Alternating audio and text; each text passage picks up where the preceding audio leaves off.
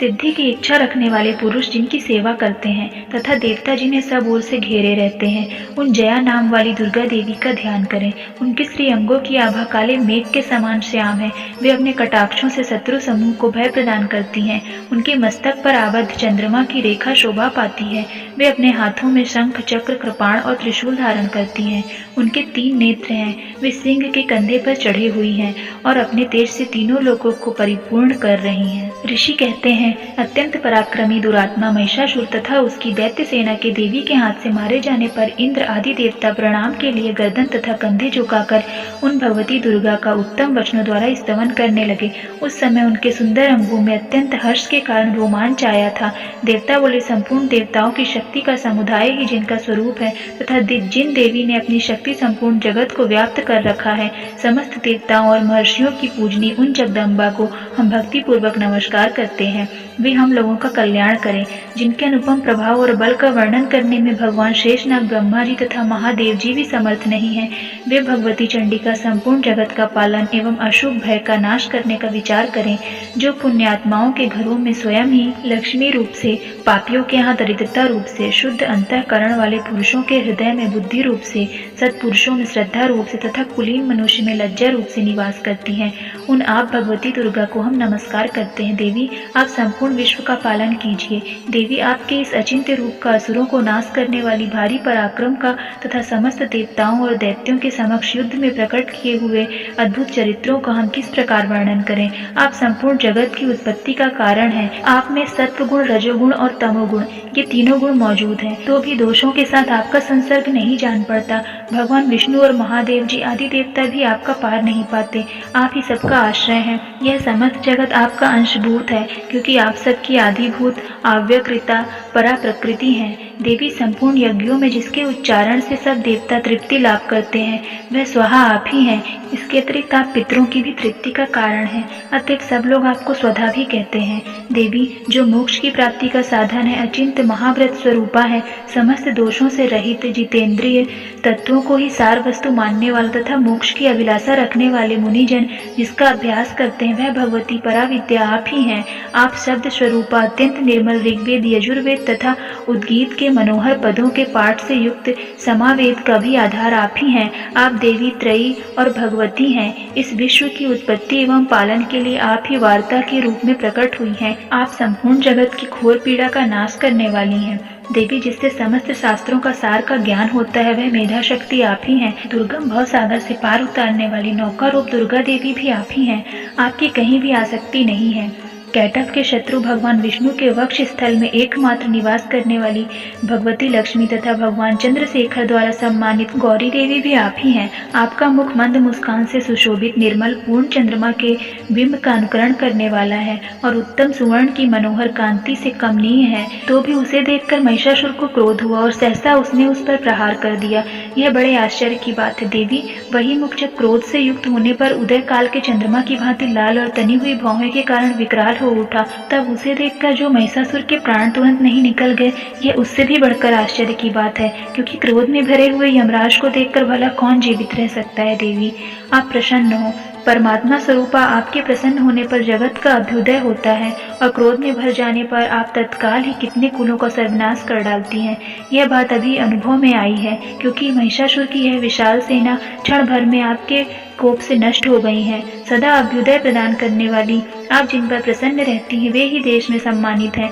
उन्हीं को धन और यश की प्राप्ति होती है। उन्हीं का धर्म कभी शिथिल नहीं होता तथा वे ही अपने हष्ट पुष्ट स्त्री, पुत्र और भृत्यों के साथ धन्य माने जाते हैं। देवी, आपकी ही कृपा से पुण्यात्मा पुरुष प्रतिदिन अत्यंत श्रद्धा पूर्वक सदा सब प्रकार के धर्मानुकूल कर्म करता है और उसके प्रभाव से स्वर्ग लोक में जाता है। इसलिए आप तीनों लोकों में निश्चय ही मनोवांछित फल देने वाली हैं। माँ दुर्गे, आप स्मरण करने पर सब प्राणियों का भय हर लेती हैं और स्वस्थ पुरुषों द्वारा चिंतन करने पर उन्हें परम कल्याणमय बुद्धि प्रदान करती हैं। दुख, दरिद्रता और भय हरने वाली देवी, आपके सिवा दूसरी कौन है जिसका चित्त सबका उपकार करने के लिए सदा ही दयाद्र रहता हो। देवी, इन राक्षसों को मारने से संसार को सुख मिले तथा ये राक्षस चिरकाल तक नरक में रहने के लिए भले ही पाप करते रहे हों, इस समय संग्राम में मृत्यु को प्राप्त होकर स्वर्ग लोक में जाएं। निश्चय ही यह सोचकर आप शत्रुओं का वध करती हैं। आप शत्रु शत्रुओं पर शस्त्रों से प्रहार क्यों करती हैं? समस्त असुरों को दृष्टि मात्र से ही आप भस्म कर देती। इसमें एक रहस्य है, ये शत्रु भी हमारे शस्त्रों से पवित्र होकर उत्तम लोकों में जाएं। इस प्रकार उनके प्रति भी आपका विचार अत्यंत उत्तम है। खंग के तेज पुंज की भयंकर दीप्ति से तथा आपके त्रिशूल के अग्रभाग के घनीभूत प्रभाव से चौंधियाकर जो असुरों की आंखें फूट नहीं गईं, उसमें कारण यही था कि वे मनोहर रश्मियों से युक्त चंद्रमा के समान आनंद प्रदान करने वाले आपके इस सुंदर मुख का दर्शन करते थे। देवी, आपका शील दुराचारियों के बुरे बर्ताव को दूर करने वाला है। साथ ही यह रूप ऐसा है जो कभी चिंतन में भी नहीं आ सकता और जिसको कभी दूसरों से तुलना भी नहीं की जा सकती, तथा आपका बल और पराक्रम तो उन दैत्यों का भी नाश करने वाला है जो कभी देवताओं के पराक्रम को भी नष्ट कर चुके थे। इस प्रकार आपने शत्रुओं पर भी अपना दया ही प्रकट की है। वरदायिनी देवी, आपके इस पराक्रम की किसके साथ तुलना हो सकती है? शत्रुओं को भय देने वाला अत्यंत मनोहर ऐसा रूप भी आपके सिवा और कहाँ है? हृदय में कृपा और युद्ध में निष्ठुरता, ये दोनों बातें तीनों लोकों के भीतर केवल आप में ही देखी गई हैं। माता, आपने शत्रुओं का नाश करके इस समस्त त्रिलोकी की रक्षा की है। उन शत्रुओं को भी युद्ध भूमि में मारकर स्वर्ग लोक में पहुंचाया है तथा उन्मत्त दैत्यों से प्राप्त होने वाले हम लोगों के भय को भी दूर किया है। आपको हमारा नमस्कार है। देवी, आप शूल से हमारी रक्षा करें। अंबिके, आप खंग से भी हमारी रक्षा करें तथा घंटक की ध्वनि और धनुष की टंकार से भी हम लोगों की रक्षा करें। चंडिके, पूर्व, पश्चिम और दक्षिण दिशा में आप हमारी रक्षा करें तथा ईश्वरी, आपने त्रिशूल के घुमाकर आप उत्तर दिशा में हमारी रक्षा करें। तीनों लोकों में आपके जो परम सुंदर एवं अत्यंत भयंकर रूप विचरित रहते हैं, उनके द्वारा भी आप हमारी तथा इस भूलोक की रक्षा करें। अंबिके, आपके कर पल्लवों में शोभा पाने वाले खंग, शूल और गदा आदि जो जो अस्त्र हों, उन सबके द्वारा आप सब ओर से हम लोगों की रक्षा करें। ऋषि कहते हैं, इस प्रकार जब देवताओं ने जगन माता दुर्गा की स्तुति की और नंदन वन के दिव्य पुष्पों एवं गंध चंदन आदि के द्वारा उनका पूजन किया, फिर सबने मिलकर जब भक्ति पूर्वक दिव्य धूपों की सुगंध निवेदन की, तब देवी ने प्रसन्न वदन होकर प्रणाम करते हुए सब देवताओं से कहा। देवी बोली, देवताओं, तुम सब लोग मुझसे जिस वस्तु की अभिलाषा रखते हो उसे मांगो। देवता बोले, भगवती, आपने हमारी सब इच्छा पूर्ण कर दी, अब कुछ भी बाकी नहीं है, क्योंकि हमारा यह शत्रु महिषासुर मारा गया। महेश्वरी, इतने पर भी यदि आप हमें और वर देना चाहती हैं, तो हम जब जब आपका स्मरण करें तब तब आप दर्शन देकर हम लोगों के महान संकट को दूर किया करें। तथा प्रसन्न मुखी अंबिके, जो मनुष्य इन स्तोत्रों द्वारा आपकी स्तुति करे, उसे वित्त, समृद्धि और वैभव देने के साथ ही उसकी धन और स्त्री आदि संपत्ति को भी बढ़ाने के लिए आप सदा हम पर प्रसन्न रहें।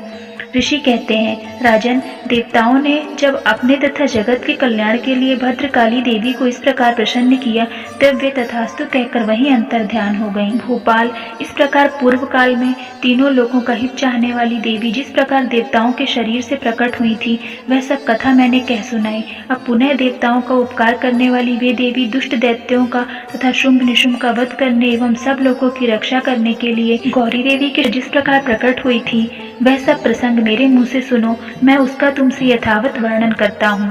इस प्रकार श्री मार्कंडेय पुराण में सावर्णिक मनवंतर की कथा के अंतर्गत देवी महात्म्य में शुक्रादि स्तुति नामक चौथा अध्याय पूरा हुआ।